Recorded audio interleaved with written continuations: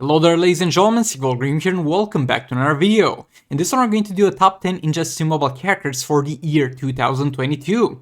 So in this one we're going to separate it into two parts. We're going to first of all take a look at the free-to-play side of things, where we're going to take into consideration how hard those characters are to get, how hard they are to max out, at which star rating they are actually usable, compared to how much value you're going to get out of the investment that you're going to drop into those characters. And then we're going to move in the pay-to-win side of things, where we are going to assume the optimal scenario where you have the character maxed out and you have all the pay-to-win artifacts required, like Sword of Sin and Beta Club.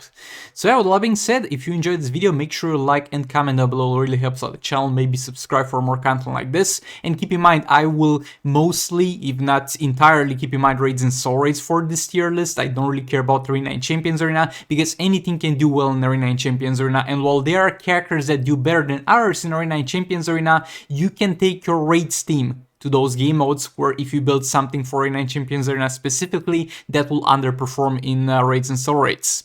So yeah, all that being said, if you get a different opinion, that's totally fine. Let me know down in the comments. If there's any character in this list that didn't make it and you feel like it should have, let me know in the comments, and let's get into it. Okay, so starting off with the free-to-play side of things, coming in at number 10, we have Just League Flash.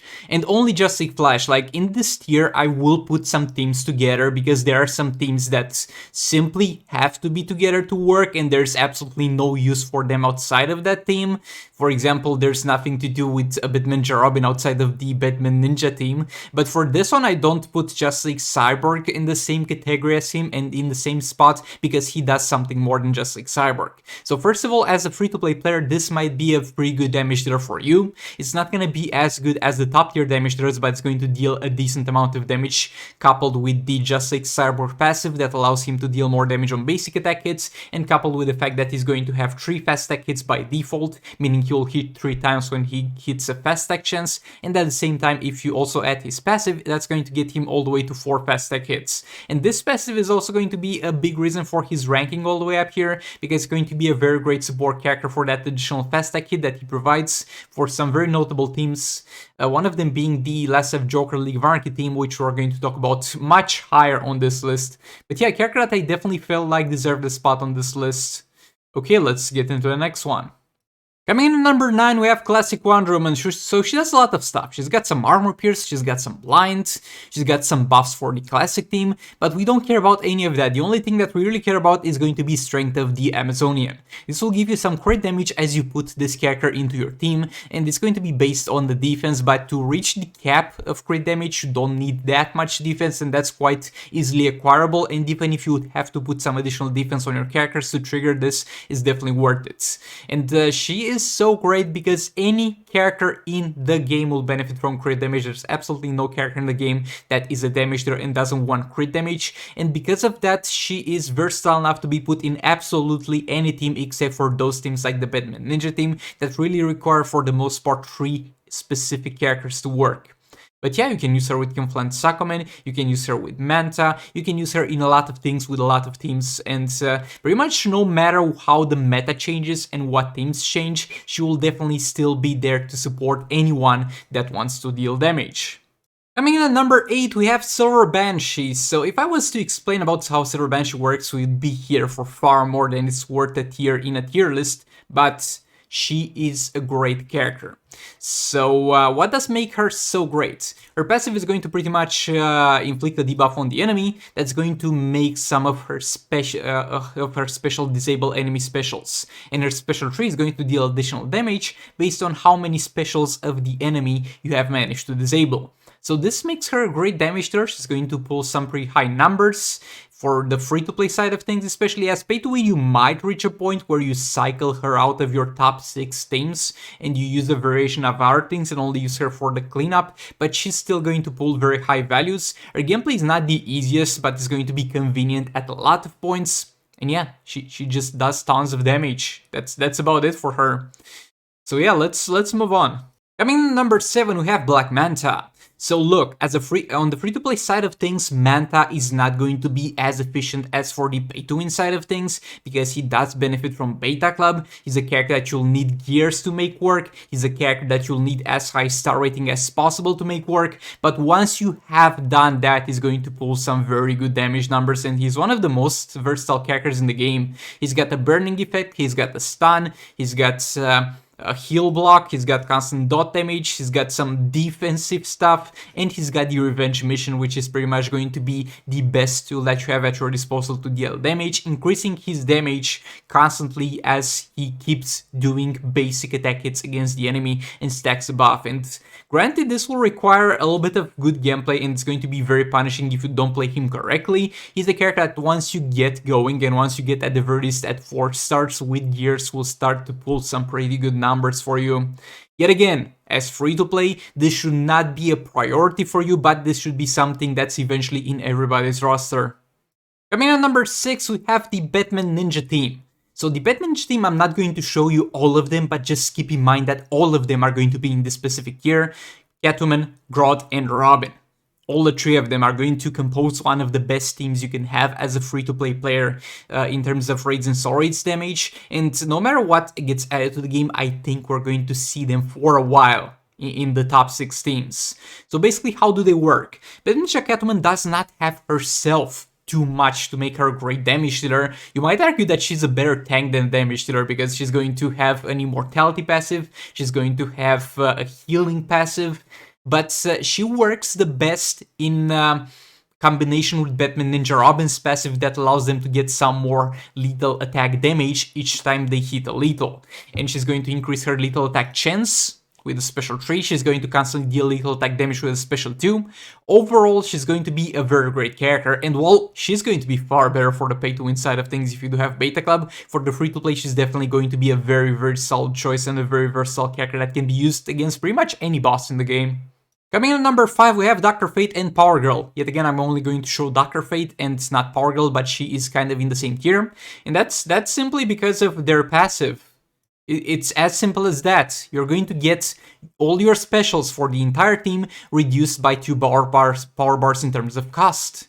Now, there's absolutely no character in the game that wouldn't benefit in theory for this, and even though for a lot of teams it might not be an optimal setup, for a lot of teams it is an optimal setup. It is an optimal setup for Raven, it is an optimal setup for AQUAMAN, for Silver Banshee. You can even use him in the League of Anarchy to some extent if you're using Harley's special 2 to set up stuns. The possibilities for this passive of reducing 2 power bars are pretty much endless, and no matter what will happen, no matter what characters will get added to the game, no matter what teams will be using, even in 2 years from now, I guarantee you, Dr. Fate and Power Girl are still going to find a place in the top 6 teams, if not even wanting to have a third character that reduces power cost.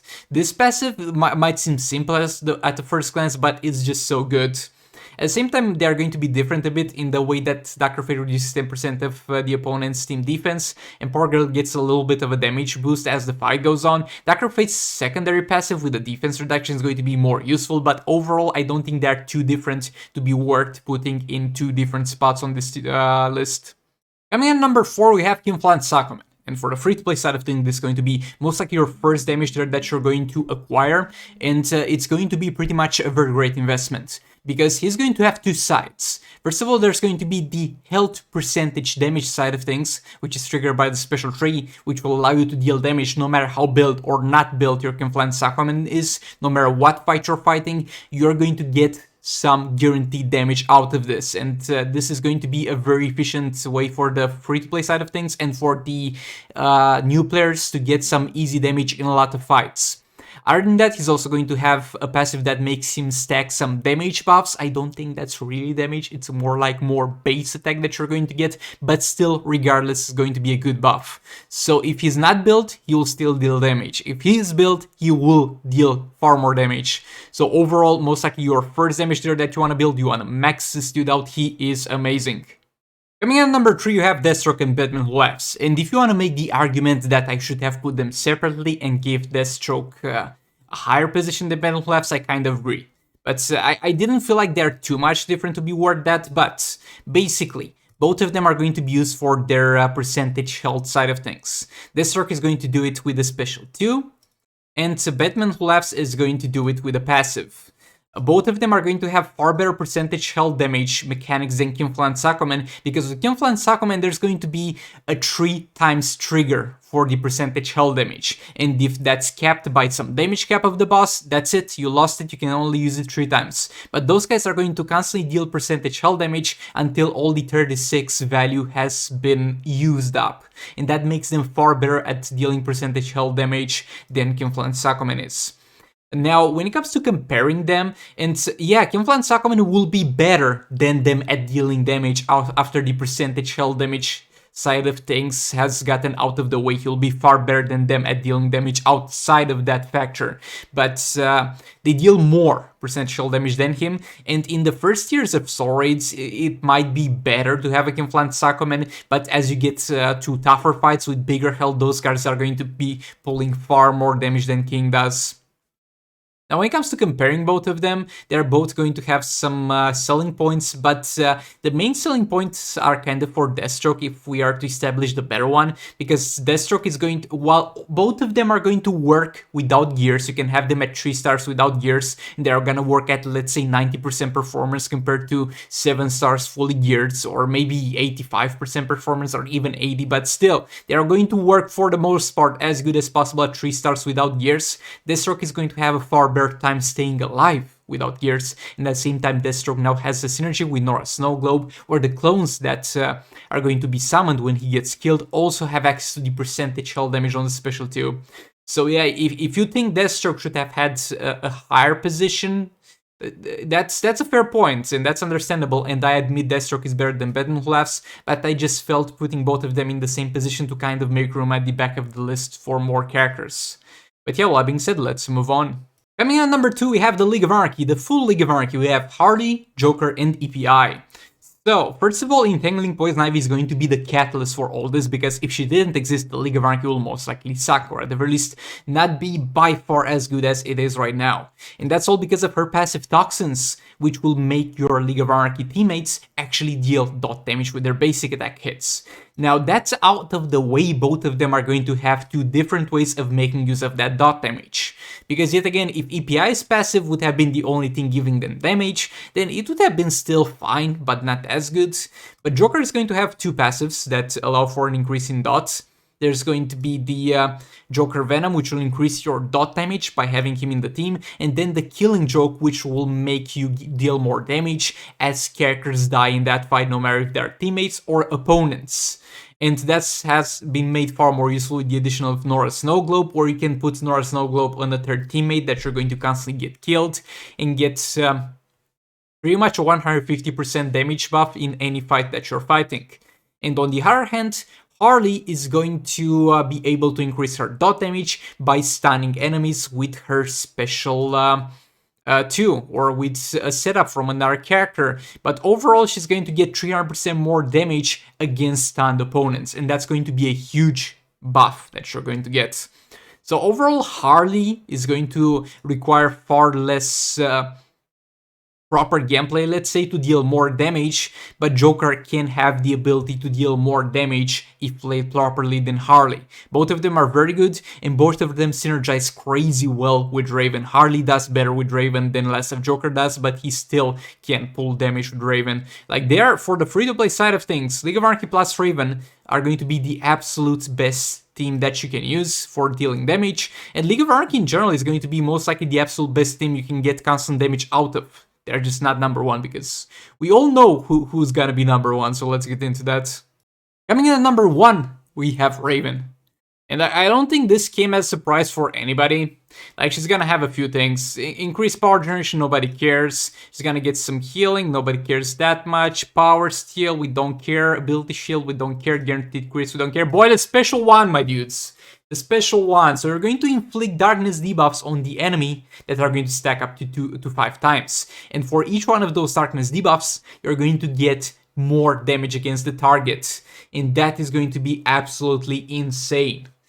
For the free-to-play side of things, you're most likely going to want to use this with a League of Anarchy, and it can get the Heartbreaker Harley Quinn League of Anarchy from dealing, let's say, 300 million damage to dealing 3 billion damage. It's that insane, my dudes. She's obviously going to be better for the pay-to-win side of things because she has some crazy interactions with the beta club as well, but also for the free-to-play side of things, she's going to be absolutely insane, and there's no way I'm not putting her at number 1. As a damage dealer herself, again, beta club would be great, but for a free-to-play side of things, she's still going to be good. She's still going to be top 6 teams, but not as good. But boy, she is by far the best support character in the game and a good damage dealer, great support character. There's no way I'm not putting her at number 1, so the best investment in your account is to get Raven as soon as possible. Now for the pay-to-win side of things, we're going to do things differently and we're going to start from number 1 to number 10 instead, and with the characters that I already talked about, I'm only going to explain the differences that exist. So coming in number 1, we still have Raven. She's going to be great for the reasons mentioned previously, amazing support character, the best support character in the game, and in addition to that, she's going to be a great damage dealer for herself with the beta card, dealing tons of damage when paired up with Brainiac, and to an extent even without. But you really want to have her with Brainiac to have that peak performance Raven damage. Coming in at number 2, we have Mr. Freeze. Boy, oh boy, a character we didn't even see on the other list. So what's so different about him?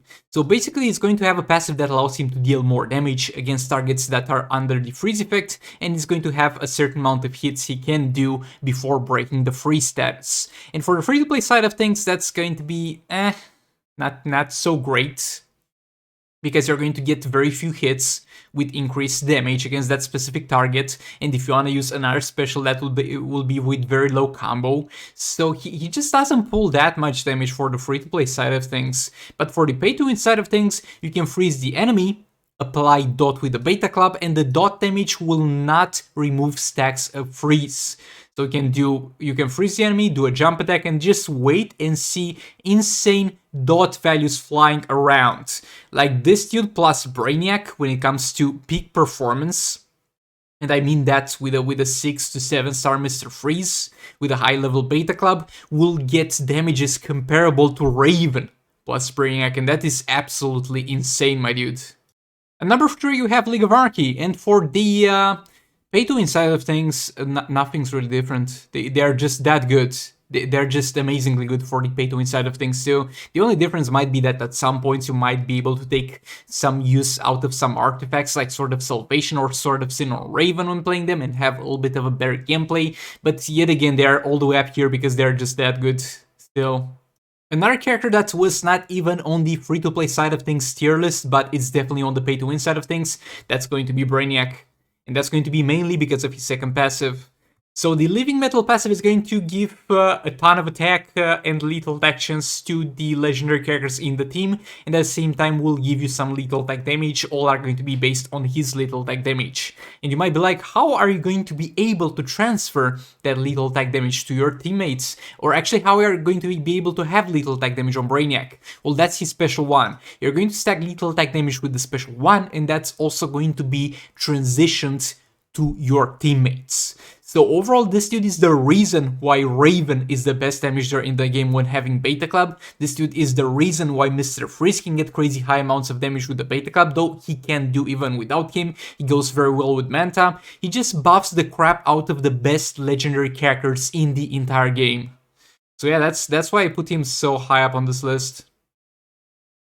DEATHSTROKE and Venom Labs are going to be at number 5 for the exact same reasons they were for the free-to-play side of things. Obviously, you're going to have a little bit of a better time as pay-to-win side of things. You're going to have gears for them, you might have a higher star rating, but for the most part, they're exactly going to play the same, but percentage health damage is still going to be insanely good and worth putting very high on the list. They made it actually lower on the list because there were a lot of things that were not on the free-to-play side of things above them in the tier list, but yet again, percentage health damage is going to be amazingly versatile. The BANSHEE team will work the exact same way as mentioned for the free-to-play side of things, and is going to land a top 6 over here because the Beta Club, they're going to get tons and tons of lethal attack damage, and that works very well with the Beta Club, and they're able to deal values from 5 mil dot damage per second to 10 mil dot damage per second. They're just insane if you have that artifact. Now, they did score lower in this than Deathstroke and Batman Who Laughs, because for the pay-to-win side of things, you're a lot of the times going to be in very high-tier heroics. When there's 2 billion health on a boss, even though this team will deal crazy high amounts of damage, the percentage health damage from the Deathstroke and Batman Who Laughs is still going to be higher, and that's why I put them below them. But amazing team, so much better than for the free-to-play side of things, sadly. Coming in number 7, we have Black Manta. So Black Manta is going to work kind of the same way as previously. You can use Beta Club on him and he's gonna do well with Beta Club, though it's not really a mandatory artifact for him, and he doesn't do that well with the Beta Club unless you give him a Brainiac to help him out.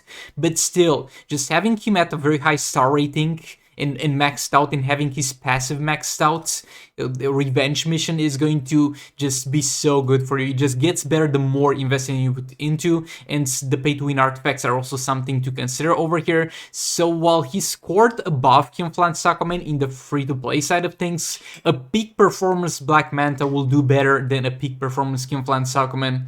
Unless you put Raven QUINN AQUAMAN, though you could do the same for Manta. So overall, amazing character. QUINN AQUAMAN is going to mostly do the same things as he does for the free-to-play side of things. On the pay-to-win side of things, he's going to have also good synergy with the Beta Club, allowing him to deal some decent amounts of dot damage. And while it's nothing too crazy, nothing too high in terms of those values, unless you of course pair him up with Raven, is going to be still a very solid choice. But yet again, his health percentage damages are not going to be as efficient as Deathstroke and Batman Who Laughs, and I feel at peak performance, you're going to get a better value out of Manta at 7 stars than of him. And while he still will most likely be used for the most part in the most top 6 teams, there's just better stuff out there the more resources you have access to, actually. Dr. Fate and Power Girl are going to be on this list and at number 9 for the exact same reasons. Just compared to the other things that we got on the pay-to-win side of things, I feel like their passive is slightly less impactful for you. But at the same time, they're still very good and very versatile. And at number 10, we have Classic Wonder Woman. And her passive is going to be just better for the pay-to-win side of things, because it's going to be a simple principle. Crit damage is going to multiply the damage that you already deal without bits being applied. So the more damage you deal anyway, the more damage you're going to deal as you have this active, and this goes very well with the Beta Club. And BANSHEE kind of got kicked out of the list, still a very solid choice. Still going to be in the top 16s for league rates at the very least, but for swords you might find some scenarios where you can't find the place in the top 16s for her. But yeah, this was the list. Let me know in the comments if you agree with me. Let me know what things you would change about it. Let me know what characters you would have liked to see on it. And yeah, all that being said, if you enjoyed the video, make sure to like, subscribe, and comment. It does help out the channel a lot. And I'll see you all in the next one. Goodbye! This is the future.